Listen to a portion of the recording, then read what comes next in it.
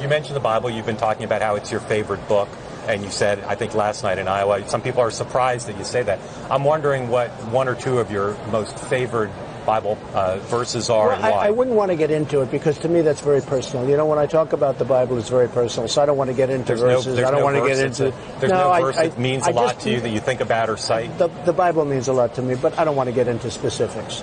Even to cite a verse that you like? No, I don't want to do that. You're an Old Testament guy or a New Testament guy? Probably equal. I think it's just an incredible...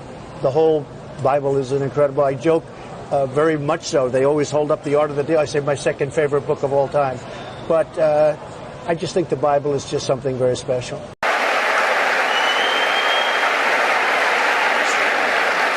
So we've got people lined up for questions. I just got one more, because you used the word Christian. Have you ever asked God for forgiveness? That's a tough question. I don't think in terms of, I'm a religious person. Shockingly, because people are so shocked when they find this out, I'm Protestant, I'm Presbyterian. And I go to church and I love God and I love my church. And Norman Vincent Peale, the great Norman Vincent Peale was my pastor. The Power of Positive Thinking. Everybody's heard of Norman. The Power of Positive Thinking. Everybody's heard of Norman Vincent Peale. He was so great. He would give a sermon you never wanted to leave. Sometimes we have sermons, and every once in a while we think about leaving a little early, right, even though we're Christian.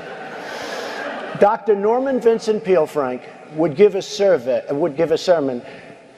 I'm telling you, I still remember his sermons. It was unbelievable. And what he would do is he'd bring real-life situations, modern-day situations, into the sermon.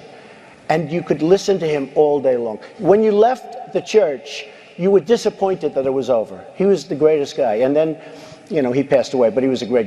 He wrote The Power of Positive Thinking, which is a great book. But have you ever asked God for forgiveness? I'm not sure I have. I just go and try and do a better job from there. I don't think so.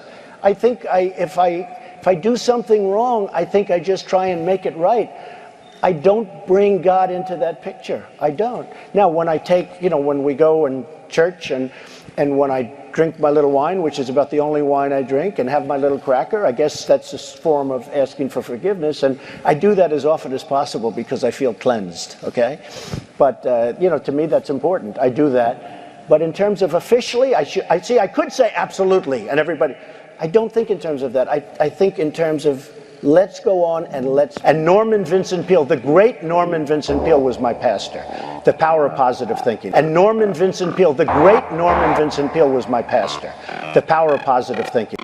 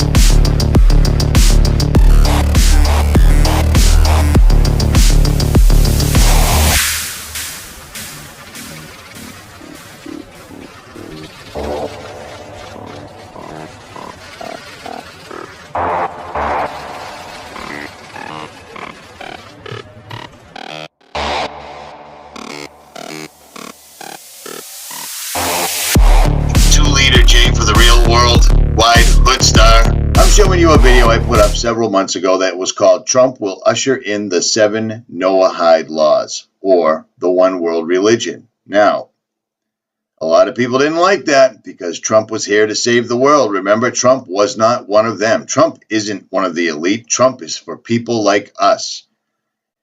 Well, I'd like to think that maybe, perhaps, somehow people have started to wrap their heads around this, that Trump is nothing more than what Obama was to Bush and what Bush was to the guy before him and to the guy before him and so on and so forth and blah, blah, blah. Because that's exactly what they do. But Trump is a little bit more dangerous than the other guys because things like this, ushering in the Noahide laws, are completely for... Trump's son, his son-in-law, Kushner. What is he? He's a dual citizen, right? He's completely, totally down for This is what these guys do. They're pushing the Israeli agenda, and these are not the Israelites. These are Israelis. Sound the same? Completely different. This is a book right here, written by President Donald Trump, The Way to the Top, Trump. You can buy this ebook for $11.99 or $9.11 backwards, but don't let that get in your way, right? Let's look at a few things. 4 people have given me sound nuggets of wisdom that have helped me keep my business in perspective. When I was 19, I complained to David Geffen about some other people and blah, blah, blah. David turned to me and said, "You don't need to be a racehorse, blah, blah, blah." But look at this. One day, when my Kabbalah teacher, Eitan Yardenie, asked how I was doing, I told him I needed a break. I was thoroughly exhausted, overwhelmed, and overworked. His Kabbalah teacher, that's Ben right out there. Where was that when he was vetted? Where was that when people were talking about it? Who was telling you about this crap? Lily. Exactly. Ivanka. Hey, Jared. Great. Good to see you. You are a vision. Thank you both for coming. Pleasure to be here. My father-in-law is not an anti-Semite. That is how Jared Kushner opened a letter to the public about his father-in-law, Donald Trump, who's received a flood of criticism for a tweet that showed Hillary Clinton in front of a pile of money and what looked like a Star of David. Kushner went into his family's background with the Holocaust to argue there's a difference between actual dangerous intolerance and what he called accusations of racism to score political points. Ultimately, Kushner's main argument was he knows Trump while the media doesn't. He was partly addressing Dana Schwartz, a journalist at the newspaper Kushner owns. In her open letter published the day before Kushner's, Schwartz noted Trump edited his tweet, replacing the star with a circle, but he also added the hashtag #AmericaFirst, which was the name of a movement led by white supremacist Charles Lindbergh during World War II. Trump's original tweet was actually a repost. The meme with the star was published beforehand on a neo-Nazi internet message board. Kushner argued his father-in-law has staff who tweet for him, and while they might have been careless, they don't poll test every statement Trump makes. For her part, Schwartz says she doesn't believe Trump is anti-Semitic. The problem for her is Trump didn't condemn those who are. Instead, he condemned the media. Trump said Wednesday deleting the alleged Star of David tweet was a mistake and called those who were offended by it sick. For Newsy, I'm Ryan Beek. Jared Kushner, his big pet project was that 666 Fifth Avenue, that big office tower. He's going to tear it down, build something new, and he had to do a deal basically that gave it away. Right, and so to give viewers a little background, I mean, this is an iconic building in New York. You know, in a city of iconic buildings, I mean, this is one that people walk along or walk past on Fifth Avenue. There's retail in the bottom, and then it's notably, you know, it's a nice skyscraper and a name that, or an address that is memorable, we should say. They had big plans for it. At one point, they were talking about demolishing it and doubling it in size. And as you say, this was Jared Kushner's really ambitious project. It did not go the way that they thought it would. They were partnered with Vornado, and now to the rescue, and this to me is what's really notable, to the rescue and probably to the profit of its investors is Brookfield. Yeah, Brookfield stepped into it and basically said, we'll take it for a 99-year lease. Right. And basically, we'll take over the debt and we're not going to pay anything. And notably, they are paying this rent. They are paying a huge portion of the rent. Right. In advance. Right. So instead of paying it over 99 years. Because the Kushners could use the money because they have like $1.2 billion in debt coming due in the next few months that they were going to have to pay. What you said that it was who they partnered. What went wrong here? Is it a function of the industry? Is it a function of mismanagement? It's somewhat all of the above. I mean, they bought it at a very high price. Yeah. They went way too ambitious in terms of their plans with it, and then they just couldn't manage the finances of it. And it'll be interesting to see what Brookfield does with it. Well, that's right, because people who know this building say it's not that easy to renovate this building. For example, it has low ceilings, and you can't fix that very easily. So it will be interesting to see how Brookfield really redoes that building and makes it profitable. And just as a reminder, Brookfield is one of the probably least appreciated and most powerful investment firms in the entire world. You know, we talk a lot about Blackstone. Brookfield is right there as a real estate manager. Bruce Flatt, the CEO, is incredibly powerful, incredibly influential, and little known. President Trump's son-in-law has a 41-story size problem at 666 Fifth Avenue. Jared Kushner's company still holds half of the $1.2 billion mortgage and hasn't paid a cent, forcing the Kushners to look overseas for investors. Caleb Melby's recent story on the Bloomberg takes a deep dive into Kushner's struggles with the property. Caleb joins us now. Caleb, great stuff. Walk me through what's the new here. Right. So we had known that Kushner Kushner companies had looked for funds with Ambang in China. They had gone to Qatar. This story reveals that they also talked to a developer in Saudi Arabia. They went to the Korean Sovereign Wealth Fund, talked to some Israeli banks and insurers as well, trying to find one of two things: either a way to refinance the mortgage on that tower, or in most cases to buy into this very expensive, very grand redevelopment plan they have for the building. So what happened? Nobody's committed any funds yet, and they're still looking. How much time do they have? The mortgage is due February 2019, and we got to talk to the president of Kushner Companies, Laurent Morali, and he'll tell you that that's plenty of time in real estate finance to find someone to do this deal with them. But they've also been looking for a long time already. Any chance it's actually going to get done? Anything's possible, and they tell you they have a lot of contingency plans. Either they create that 81-story building with condos that go at $9,000 per square foot and a huge retail mall, or maybe they just update the offices and get people to move in that way. All right, Caleb, thanks very much. Bloomberg's Caleb Melby.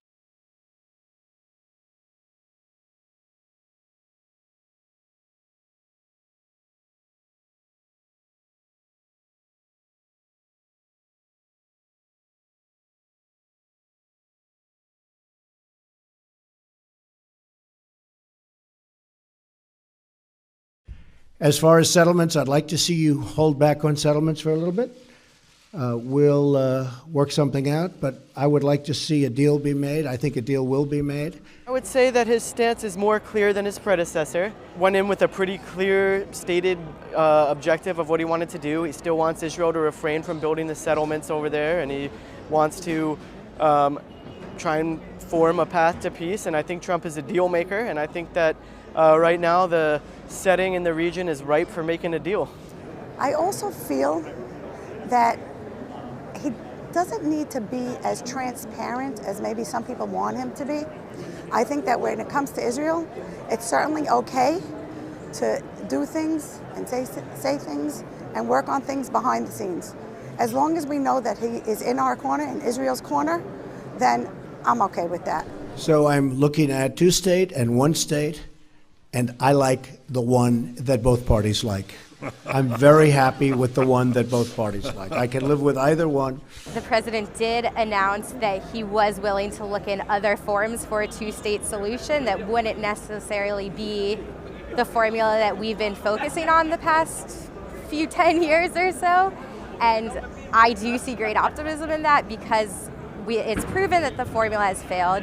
And one of those options that they have discussed a lot is a regional approach to how Israel is working with a lot of different allies, such as Jordan, Egypt, and Saudi Arabia, that we can form a regional approach with the Arab states to bring Israeli-Palestinian peace. And that could be a different option that I think the president will be able to make a deal with these other states and form peace in the end. I'm a little afraid he's going to go a little too far and be a little bit too provocative.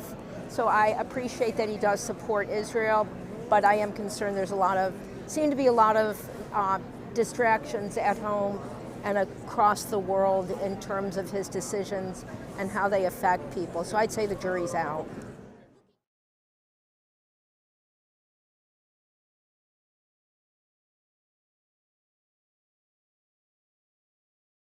Okay. Wait. So this is the mold. Okay, this is the original mold of the second Cyrus Trump temple coin. And as you can see over here, let's see what we have. Okay, first of all, we have over here in Hebrew, Lemalot 70 Shana, to fulfill 70 years. The original verse, to fulfill 70 years, is when the Jews went out to exile, to the Babylonian exile. They were there for 70 years.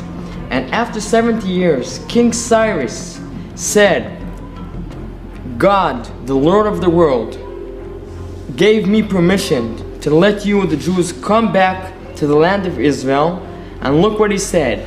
And he charged me to build him a house in Jerusalem. That happened about 2,500 years ago. And now, 70 years, for the state of Israel, something happened again. one of the biggest leaders of the world, again, President Donald Trump, and here we see the seal of America, he again recognized Jerusalem as the capital of Israel, of the state of Israel, of the people of Israel. And he also built a house in Jerusalem. But we don't want only the embassy. We hope, just as King Cyrus pushed us, the Jewish people, to rebuild the temple, we hope all the 70 nations and President Donald Trump, after he recognized Jerusalem as the spiritual, holy capital of the land of Israel, of the state of Israel, he will help us, the Jewish people, rebuild the third temple. And that's why we have the seal of America, the original Persian Empire. Christianity and Islam and all the monotheism religious has a very, very important role to unify everybody, to worship the true living God, and to prosper and thrive according to God's will. It's so simple. Do you think that the Vatican Pope Francis, he seems to have a similar message? Do you think that that Rome will go along with this too? Do you think this is... No, I don't think so. In the U.S. there are 30,000 denominations of Christianities. So according to what we received, part of them will be part of the redemption, part of them no. It's very, very simple. So whomever will accept to be exactly as the nations, whomever will come as a person to come to be to worship God, he will be part of the redemption. As simple as that. Just look around you. Look who's sitting here. And where are you from? Jamaica. And you're from the USA. And you're from Argentina. Argentina. And where are you from? Guatemala. Look at this. Look at this. And we have somebody from India. It's unbelievable. Here, in the center of Jerusalem, I'm surrounded people from other nations, and we're all talking about one thing, of the importance of Jerusalem, and the importance of peace, and the importance of the Geulah of redemption. So we're part of a prophetic process. That's what it's all about. And this president, he understood when nobody else understood. He understood we're not talking politics. We're not talking politics. We're talking Torah. We're talking prophets. That's what it's all about. And once we understand it, and I think he understood it, maybe he can't say it, but he knows. And he's pushing us. He's pushing us. And the whole world is there. Can I ask, where are you from? England. England, okay. So we have England also. Can I ask, you said earlier that some of the temple is ready to be built in a prefab state. Is that true? Do you have part of the temple already built? And it's exactly what we said before. It's not enough to pray for the temple. And if you pray for something, you have to believe. And to show that you believe something, you have to do. So that's why we have a lot of vessels made. We have a big altar that was made. We have programs, and yes, also some of the pieces of the temple, like this blocks itself, can be just transferred, exactly like the model we see over here, 15 times bigger than this, and the temple can be built. As Trump says, every nation will keep his language, his culture, his beliefs. It's not globalization. Okay.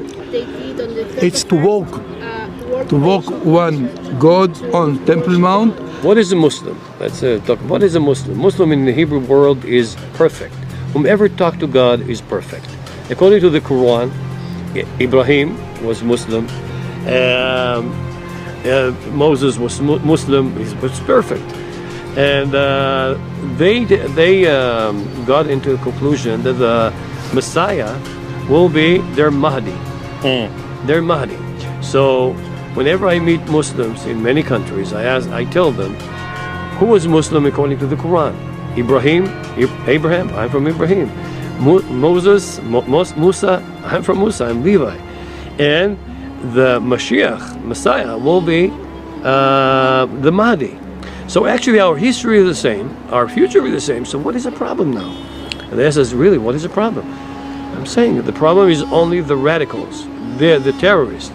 But whenever everybody will support building the third temple, then everybody will prosper, because this is what the temple is for the whole world.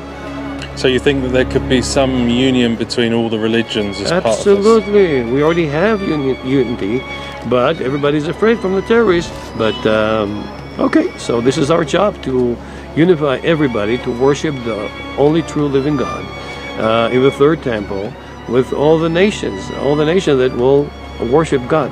Hashem will be a king, the one king, that will unite the whole world. So yes. So you see that Jacob and Esau reuniting in the last days, so Muslims and Jews and Christians in the last days, so Muslims and Jews and Christians would be part of this one world, including some Kabbalistic and Eastern influences, all into one kind of religion in this temple.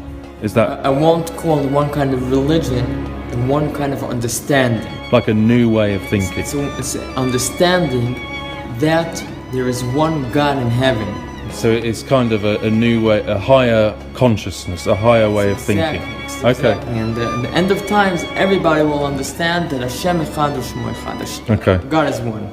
Okay, so but this is a similar design to the third temple, and it's a very sort of kingly temple, isn't it? And I wanted to ask you this lamp. So you've got the lamp, that would be the lamp of Queen Helena, who is a Persian.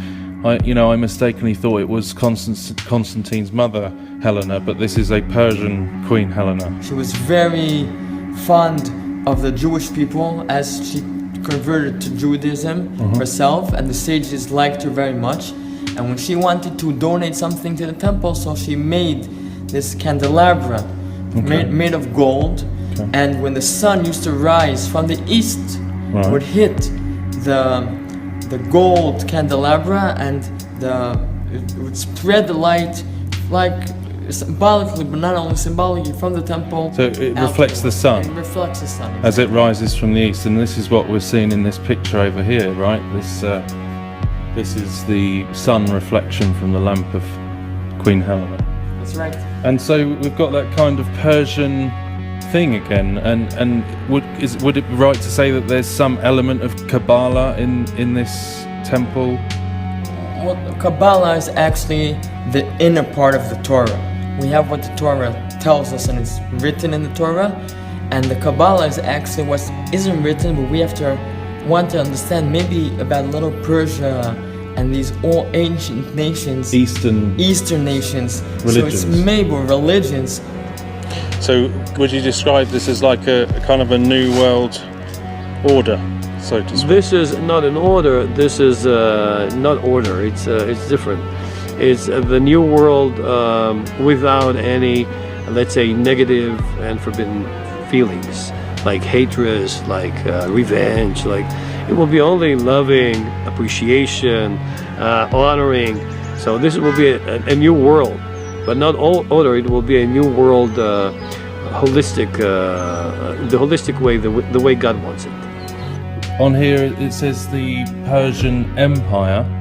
Do you think that this temple could somehow unite Islam, Muslim religion with Christianity and Judaism? Do you think that's... So if we're talking about the Persian Empire, we know now that in Iran, which is where Persia is now, there's some different empire, but we're talking about the original Persian Empire. And yes, even in Iran, we have Iranians who are not Jewish, who want this coin because they understand that, yes, this is the place that will unite the whole world. And yes, the Jewish people have the power to unite the whole world. It's not us, not just the Jewish people, but as long as we are talking the words of Hashem, that's what Hashem is. Hashem Echad U'Shmo Echad. Hashem is the one which can unite everybody. Messiah will be the judge. You believe the Mashiach Ben David is coming to Mashiach this Ben temple? David is very soon, and he is a Jew, and he is not Jesus. And if the Christians want to hold it, they can hold it.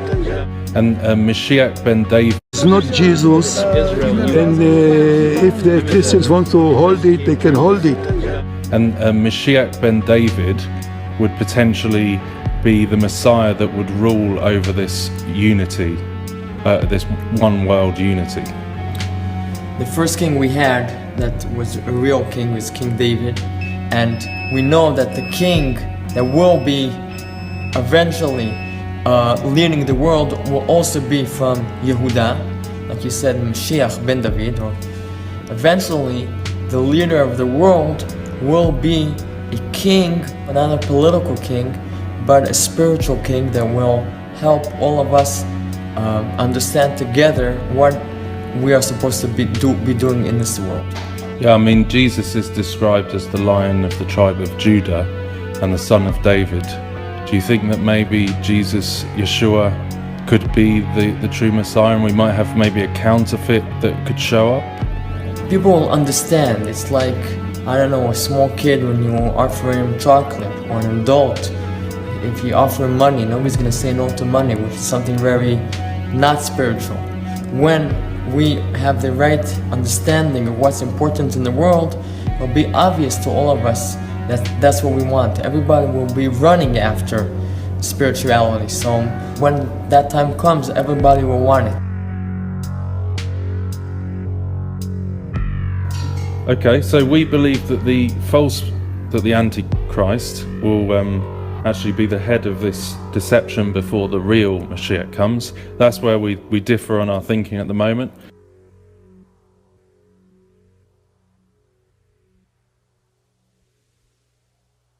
It says in the Temple Institute that there's going to be a Sanhedrin court. Yes. So they would make sort of judgments from the court in the temple. Is that? There is a special place in the temple for the Sanhedrin. My temple will be the center of the prayer of the whole world. This is what Isaiah says. So we know this will be the future. So we are just marching it. I know it's like a mathematical formula. We're getting closer and closer. The last Sanhedrin war was 1600 years ago, and we had the right code how to re-establish it, because we knew that it has to be established. And all the rabbis agreed on one rabbi that he is like Moses, he can, and all the rabbis agreed on one rabbi that he is like Moses, he can ordained other people. He ordained 3, and the 3 of them ordained 71 at Tiberias, exactly the same place where the last Sanhedrin sat 600 years ago. So this is part of the process.